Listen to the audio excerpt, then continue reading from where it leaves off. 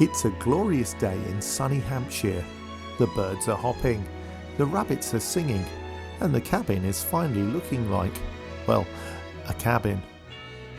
It's been absolutely smooth sailing all the way, and definitely not a planning nightmare with costs spiralling out of control.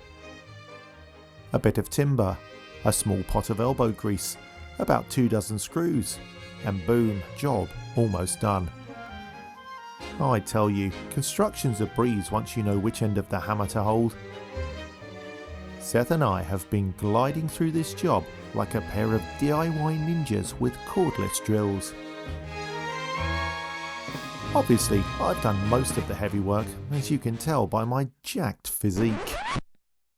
Whoa. Wait a minute. Wind that yarn back in and I can tell everyone the real story. Mark fixes stuff.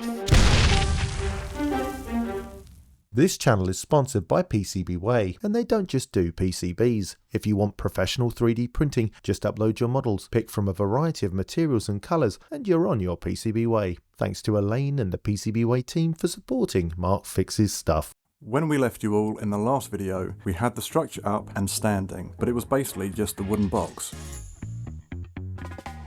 So I set about filling the walls with 100mm cavity wall insulation so that you won't freeze your delicate little fingers off. My fingers aren't that delicate. I'm manly, me. You did well. Johnny Depp couldn't have done as well. Well, maybe. I'm sure he'd have done it a lot better. It's probably pretty high. With a bit of swagger.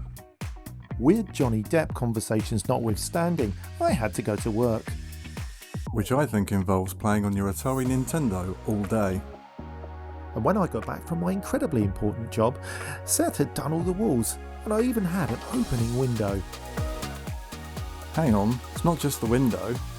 Oh, excuse the mess. I did a lot of the filling on the drywall because you don't have the budget for a plasterer. I still have loads to do. I still have to do the floor. There's also the insulation for the ceiling and the boarding. Well, you won't get bored doing that, will you, Seth? Shut up, Mark. Sorry, Seth. So far, everything is going well, but that ceiling will be brutal. It's all overhead work and makes your arms ache. Still have a bit more filling to do. Then there's a matter of the cabling for the lighting. It's all got to be up to Part P of the 18th edition of the UK electrical regulations. Mark wanted to nail an extension lead to the ceiling. I gently persuaded him otherwise. Actually, I said I wanted to glue an extension lead to the ceiling, thank you, Seth. Oh really, Mark? I'm really sure that the Pritt stick you wanted to use wasn't going to work. Well, I guess we'll never know now. It was at this point that Seth got bored of me flapping my gums and exiled me to outside. I'll always watch you through the window though, Seth. Creepy. Night fell, and the next day I had work all day. So, by the time I got back to the cabin, Seth was actually finishing for the day. But kindly, he'd left a little aperture, a window into what he'd been doing all day. He wanted to show us his opening. While you were off playing with your Game Boy all day, I did the whole ceiling. So is that the last panel then? That's correct. So you could say you're sealing the ceiling? Shut up, Mark. Sorry, Seth. I'm fixing each panel with multiple fixings. If it falls down, we'll be screwed. Shut up, Seth. Sorry, Mark. All joking aside, I'm really impressed with the progress that Seth's made today. I've been off at work and I've come back, and it's been a welcome sight to see this cabin really taking shape. The cladding skirt is still to do once we decide where to run the armoured cable into the cabin. Anyway, stuff it, that's enough for me today. I'm going home, I'm going to bed.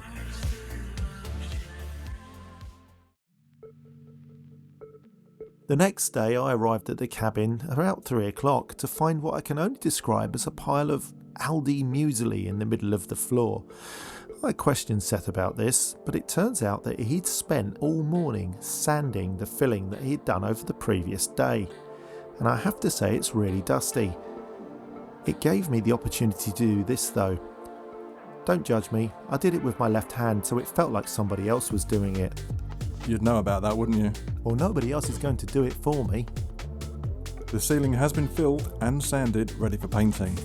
It's going to be nice and white, so it's reflective for filming your OnlyFans content. That's not true, Seth. Come on, you know I haven't got any fans.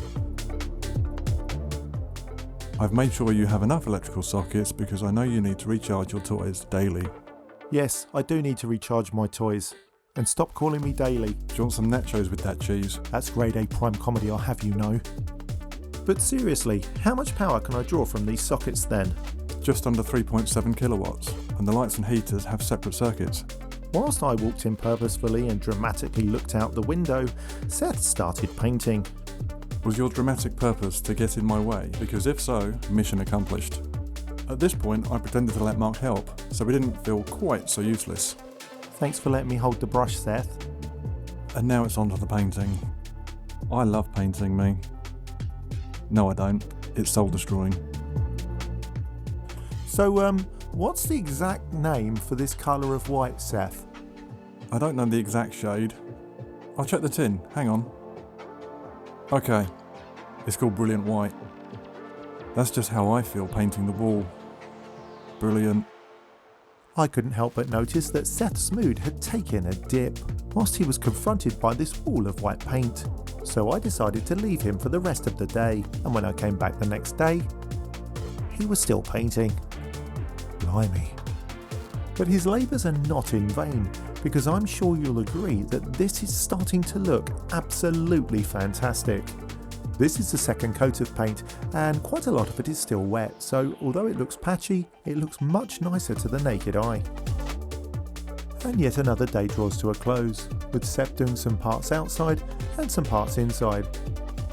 As the sun starts to set, the paint is looking glorious, albeit needing a final coat. Yeah, I'll get on that tomorrow, Mark, because I definitely can't wait for that. Dear diary, Seth is still painting and his mood has deteriorated further. To be honest, I cannot wait to finish painting. The next bit will be the floor. This is Recticel. So you what now? Recticel, and it's rigid polyurethane foam insulation board. Rigid what now? Shut up, Mark. Sorry, Seth. Once the Recticel is laid and taped, I'll top it off with the Caperboard chipboard flooring. But that can only start when I've finished all this painting. God, I hate painting. Seth's mood seemed to have really lifted. I think me being around had really cheered him up, and he was definitely much happier when he got to do some more overhead work. He's done so much, but what's left? Let's hear from the man himself. Next step is running the armoured cable for the electrician when he comes. Then we've got to finish off the cladding skirt around the base of the cabin and the steps. Then we've just got to do the floor, and then on the outside, the last bit is the clear treatment. And then it's all finished. I can clear up and go in. Thanks, Seth. You're doing a fantastic job. If you'd like to make sure that Seth gets paid, please come along and support the cabin project at the GoFundMe link below. You can also help by becoming a patron of the channel at www.patreon.com/MarkFixesStuff. Patrons get ad-free early access to all my videos, as well as an exclusive Discord chat channel where I'm pretty much forced to answer you. Patrons will also develop the ability to fire laser beams from their eyes. This might be a lie. Thanks for watching, everyone, and I hope you tune in for the next episode of Building the Cabin, with Seth doing some very competent work and me pretty much getting in his way. See you all soon. Bye. Can I go home now? Get this mic off me.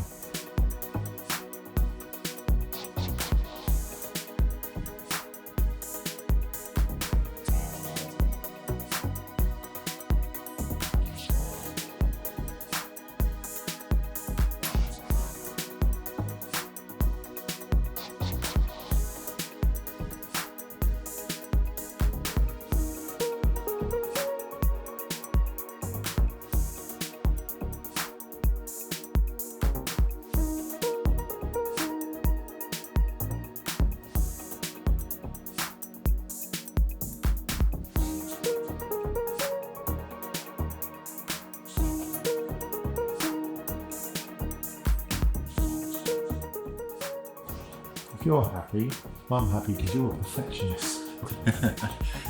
My favourite thing Yeah. is actually how crisp the reveals are. So, yeah.